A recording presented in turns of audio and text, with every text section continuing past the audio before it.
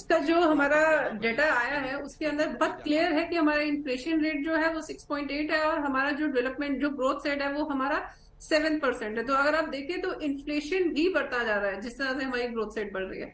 तो मुझे लगता है कि आज की डेट में, जैसे बजट भी हमारा कल आने वाला है, तो मुझे लगता है कि आज की डेट में हमें जो फ्यूचर हमारा जो स्ट्रेस होना चाहिए वो ये होना चाहिए कि इन्फ्लेशन रेट को भी कर्ब करे। ठीक है, ग्रोथ रेट तो बढ़नी ही चाहिए, बट इन्फ्लेशन रेट साइमल्टेनियसली कर्ब होना चाहिए।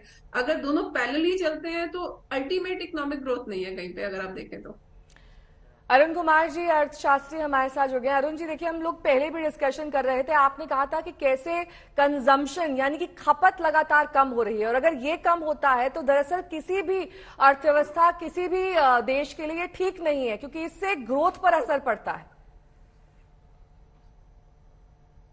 आपने सही कहा कि कंजम्पशन अगर नहीं बढ़ेगा तो डिमांड नहीं बढ़ेगी, डिमांड नहीं बढ़ेगी तो इन्वेस्टमेंट नहीं बढ़ेगा, और इन्वेस्टमेंट नहीं बढ़ेगा तो ग्रोथ कम हो जाएगी। और ये हमने पैंडेमिक के पहले भी देखा था, जब इतनी ज्यादा असमानता बढ़ने की वजह से डिमांड कम हो रही थी और कैपेसिटी यूटिलाइजेशन, जो आरबीआई का डेटा है वो दिखा रहा था कि कैपेसिटी यूटिलाइजेशन 70-72% के आसपास है, तो इन्वेस्टमेंट कम हो गया था। तो अभी भी वही समस्या है, क्योंकि हालांकि अभी रेट ऑफ ग्रोथ हमारी अच्छी आ रही है, ऑफिशियली 7% के आसपास दिख रही है, पर अगर आप 3 साल में देखें तो 2019-20 के कंपैरिजन में अभी तो 8% ही बढ़ा है, यानी हर साल 2.8% की बढ़त हुई है 3 साल में।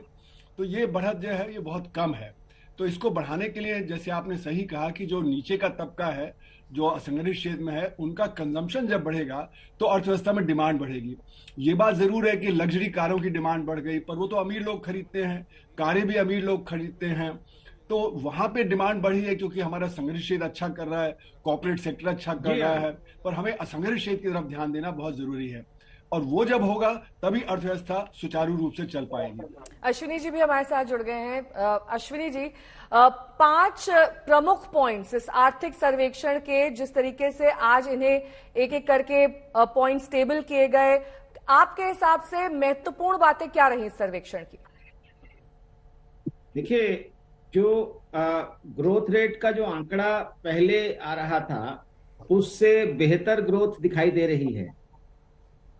ये जो इन्फ्लेशन एक चिंता का विषय बना हुआ है, और ये बात सही है कि अगर इन्फ्लेशन इसी दर पर जारी रहती है तो उसके, और हालांकि पिछले कुछ महीनों में इन्फ्लेशन के गिरने की भी बात आई है, इसको काबू में रखना और 5% से ऊपर नहीं जाने देना, यह सरकार का एक लक्ष्य होना चाहिए। और उसके लिए जरूरी है कि अनावश्यक खर्चों में कटौती हो, लेकिन किसी भी हालत में हम अपने इंफ्रास्ट्रक्चर और जो ग्रोथ ओरिएंटेड एक्सपेंडिचर है, कैपिटल एक्सपेंडिचर है, कैपेक्स है, उसको बढ़ाने की जरूरत होगी, और उसी से आगे की ग्रोथ को हम सुनिश्चित कर पाएंगे, ऐसा मुझे लगता है।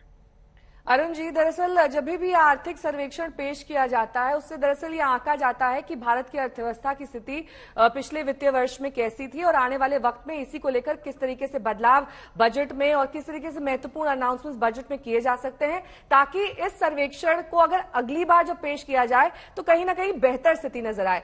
जिस कंज्यूमरिज्म, जिस कंजम्पशन की हम बात कर रहे थे, उससे थोड़ा हटकर अगर मैं आपसे सवाल करूं तो अगर हमें आत्मनिर्भर भारत और मेक इंडिया पर फोकस करना है तो कई सारे ऐसे इंपोर्टेड गुड्स हैं जो नॉन एसेंशियल कैटेगरी में आते हैं, उन पर इंपोर्ट ड्यूटी बढ़ाने की बात की जा रही है। क्या इस तरह के संकेत मिल रहे हैं इस सर्वेक्षण से?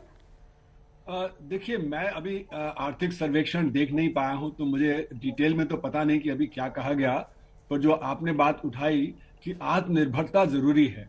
आत्मनिर्भरता का मतलब है कि हम ज्यादा से ज्यादा उत्पादन अपने देश में करें, लेकिन इस तरह का उत्पादन करें जो कि ये कॉम्पिटिटिव हो।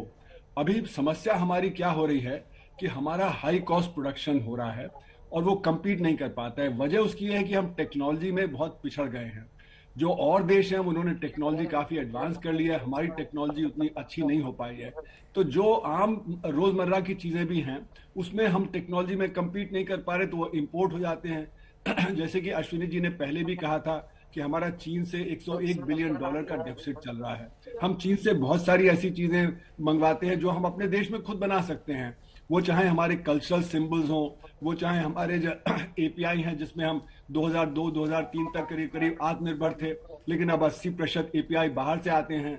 उसी तरह जैसे कि ऑटोमोबाइल कंपोनेंट्स हैं, बाकी इलेक्ट्रॉनिक कंपोनेंट्स हैं और ऐसी चीजें हैं जो हम वहां से मंगवाते हैं।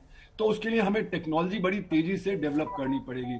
उसका मतलब है कि आर&डी का खर्चा बढ़ाना बहुत जरूरी हो गया है इस समय, और शिक्षा पद्धति को हमें सही ढंग से चलाना पड़ेगा। अब हमने जो नई शिक्षा पद्धति की जो घोषणा की है, उसमें तो हम फॉरेन यूनिवर्सिटीज पे निर्भर कर रहे हैं। हम जो कह रहे हैं कि 500 जो बेस्ट यूनिवर्सिटीज हैं उनको हम इनवाइट करें, यहाँ पे कैंपस सेटअप करें। तो इसमें आत्मनिर्भरता तो नहीं आ पाएगी, क्योंकि फिर जो सारा का सारा परिप्रेक्ष्य है वो बाहर की यूनिवर्सिटीज है, उनका फ्रेमवर्क है, वो उस पर निर्भर हो जाएगा। तो इसलिए मेरा मानना है कि हमें एक आत्मनिर्भरता की नीतिगत तरीके से उसकी तरफ चलना है। उसमें शिक्षा है, आर&डी है, और फिर हम अपने जो की इंडस्ट्रीज हैं उनको कैसे डिफेंड करेंगे। मतलब छोटी मोटी चीजों को डिफेंड करने की कोई जरूरत नहीं है, पर हमको एक स्ट्रेटेजिकली डिसाइड करना पड़ेगा कि हमारे लिए कौन सी की इंडस्ट्रीज हैं जिसमें हम आत्मनिर्भर हो सकते हैं, जिसमें हम एक्सपोर्ट कर सकते हैं, उनको हम सस्ता बना सकते हैं। तो ये सारी स्ट्रैटेजी की तरह होना चाहिए और एक नी जर्क रिएक्शन की तरह नहीं होना चाहिए। ठीक है।